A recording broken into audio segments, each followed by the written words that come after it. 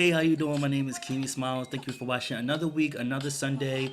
This video has been uploaded a little late, yes, because I'm not gonna lie, I did forget about my Sunday video, so that's why. To keep it honest, I did forget about the video. So, but anyway, you can catch my video every Sunday. You can also check me out on Gossip on Wednesdays at 9 p.m. live for your celebrity gossip. But pretty much this video is about tips on moving into your first apartment, tips on moving in with a roommate for the first time, tips on if you're in a relationship, certain things you need to know before you actually move into an apartment or a house, just anything to do with pretty much written as far as that. So we're about to just get right into it. Okay, so pretty much the very main thing is to actually save money. I know a lot of people say save money, that's what you need to do, but no, you really need to over save. Don't move in just because you have enough. Like, oh yeah, because a lot of people do that. They move in just because they have the first month's rent and the security deposit, and now they're about to move in. They move in, and then the next thing you know, they're waiting for their next check to get by. Like, you do not want to be living like that. So I know they're so in a rush to move in somewhere, maybe in a situation that you just need to get out. But I'm telling you, by you over saving, it's going to work out so much better. You will have money to buy, especially if you're starting out brand new. You have money to buy furniture. You don't have to be budgeting yourself. Like, oh, I really don't have that much money. I really want this couch, but I really can't get that because I don't got that much money. If you save up money from the beginning, you can get exactly what you want. And also, it's good to save up money just in case you have a rainy day. Let's say your hours get cut out your work from your job, or let's say you lose your job, you actually already have money stacked up. So that's really good. So if you lost your job, you already know you got the money for your next month's rent and the following month because you already saved up money for that already. Also, I will also looking into financial aid for like electric, anything like that, for rent. They got a lot of grants out there for rent. If you lose your job or you just really need financial help in that situation, I would look into that first, just so you are aware of that. So once you move into your apartment, you already know that you kind of got like a little, you just feel way more comfortable. You got money saved up, just in case of a rainy day. You have assistance that you can go to. So I just think that's really smart. I didn't really know all of that when I first moved in to a apartment, but I wish I kind of like knew some of that stuff. So yeah, definitely save money. Is your credit score. A lot of apartment complexes, especially if you're renting, they do run your credit. So make sure your credit is up to par when you're looking for an apartment. If you're having trouble, I would suggest to go to Lexington Law.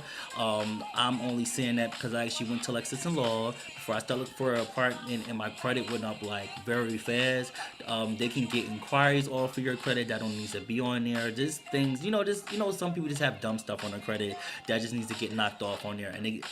So I would literally suggest that, especially if you are very fancy and you want to live in the nicest of the nicest area. I would make sure your credit is looking really nice. So when you go look at that nice, beautiful apartment, you already know you're in there. You already know you don't have no credit issues or anything like that. But I also will call around. Let's say it's a certain type of area you want to live in. I will call the apartments around ahead of time and just be like, how much your credit? I mean, how your credit card, how your credit score is supposed to be. Some of them will just tell you on the phone. They're like, well, higher than 500, higher than 550, just so you know, so you're not wasting your time spending money on application fees and you didn't get approved because your credit is not up to par. So that's just pretty much something that you need to do unless you're dealing with a private owner. A private owner, they can kind of like go around the bush, or look for a place that don't do credit checks. If you feel like you don't want your credit to be checked, you don't feel like getting it together, then go to places that don't do credit checks. That's a lot of private owners and people like that. It's definitely out there. So different options for pretty much everybody out there. So yeah. Pretty much set your price. Don't go over your price. The first time I actually did that, I didn't want to go over 800. I remember looking at an apartment complex. I think I was looking at something and it was like 780, but when I got there they said it was sold. So then they showed me something for like 948, which was way over my budget, and I ended up getting that. So like, and even though I was able to make it with it, but that's not how much I really wanted to spend. So So the next time I moved, I really made sure that I was not going over my budget. So definitely stay within your price range because only you know how much you can pay for rent. And another thing, I would basically base your rent off of, I would go by like your income. I wouldn't go by a promotion, a raise. Oh, now you're making more money. No, I would just go by your basic income that you know for a fact that you can definitely afford no matter what. If your income drop, if it like if anything happens, you kind of still know you can actually afford that. So definitely setting the price is very very important. For you in a home, what is like mandatory for me? Mandatory for me was a big closet because I have a lot of clothes. Like, I wasn't really too, it didn't really matter like about it, it was like the main thing I cared about was having a really big closet because I have so many clothes. So some people might be the bathroom, it might be a certain type of kitchen model. So just think about what's very very very important for you when you move into your home and start looking at it like that. With a roommate or if you're in a relationship and y'all moving in together, most of the time, well, pretty much with roommates, you're pretty much splitting things in half. It should be like that, the same thing in a relationship as well.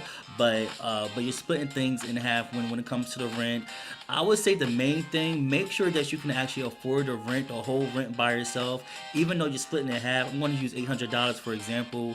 If you know you can afford $800 a month without a problem, but y'all splitting the rent is 400, you're going to be really really good because just in case your roommate or your partner does not have their half, you have the half, and y'all pretty much good. Y'all pretty much are okay. So I would just really make sure that you can definitely afford where you're living at. You don't want to be in a situation that, oh well, I paid my half, but they didn't pay their half, and now y'all getting eviction. Like nobody wants that. So that's pretty much that. So, and definitely make sure you go over all the bills, who's paying what it's gonna be in whose name. Make sure you talk about all of that. Believe it or not, a lot of people actually move in together, then they talk about that. But believe it or not, they do that. But that's something you need to talk about before you even move in. Finances, everything.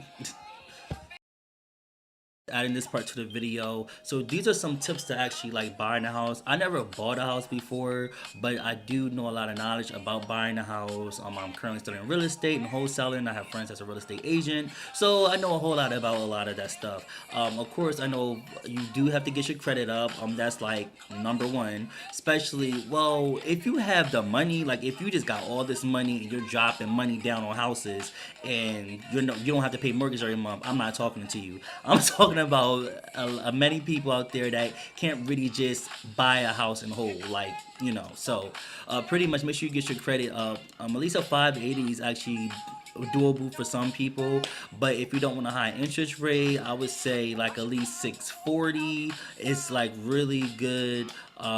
Even if you can try to get up to 700 or so, pretty much the higher it is, the lower the interest rates is going to be. There are a lot of grants out there for home buyers. I'm talking about to up to $70,000. Just look into that because a lot of people just think like, oh, I just need this mortgage, but I want you to save your money. So, so if you don't have to pay back $70,000, it's grants out there for you. It's like certain things. Like I think you got to be at your job for a certain amount of time, and your credit has to be looking a certain way. But they will actually give you a grant towards your first home. So I would definitely look into that if you're definitely trying to buy a house because that just cuts off so much of the cost of money that you don't have to pay back. So you really just got $70,000 smacked off of your home. So that's really really great. So that's actually one of the things. It's just pretty much credit. Make sure your credit is really good so you don't have to pay back a high interest rate. If you don't really care about paying a high interest rate and maybe your credit score is like 600, then just look around, shop around. There will definitely be people out there that will be able to help you find a home that you actually love. So yeah.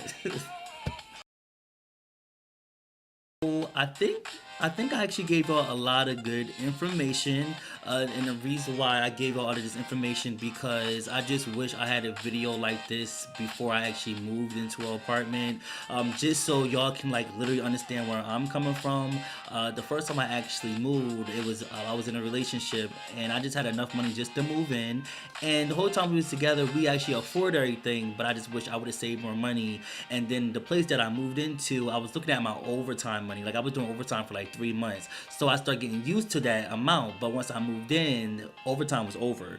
So like I was like, dang, like I should have never did that. So that was a learning lesson for me. And then when I moved again, pretty much I did stay into like my price range and sticking in my price range.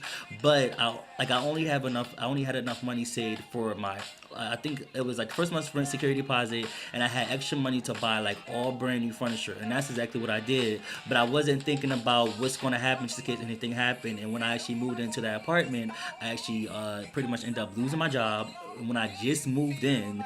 And so luckily for me, like I had a little situation with a car accident. Someone hit my car. You already know how that works. So I got lucky, and I pretty much did that with I was okay financially. So, but it was just like I didn't over save. So that's all I'm trying to say. So I just want to do the video just for anybody out there, just pretty much saving people for being in a situation because I got into a couple situations and now I know, and you learn from experience, and I just wanted just to put that out there. But anyway, my name is Keem Smiles. Make sure you watch me every Sunday at 7 p.m. when my videos are on time, and you can also check me out live on OM Gossip on Wednesdays at 9 p.m. Eastern Time, 6 p.m. LA time to look over all the latest celebrity gossip news. And you can hit me up on all my social medias as y'all see on the bottom of the stream. And I'm your boy Keem Smiles, and I see y'all next week.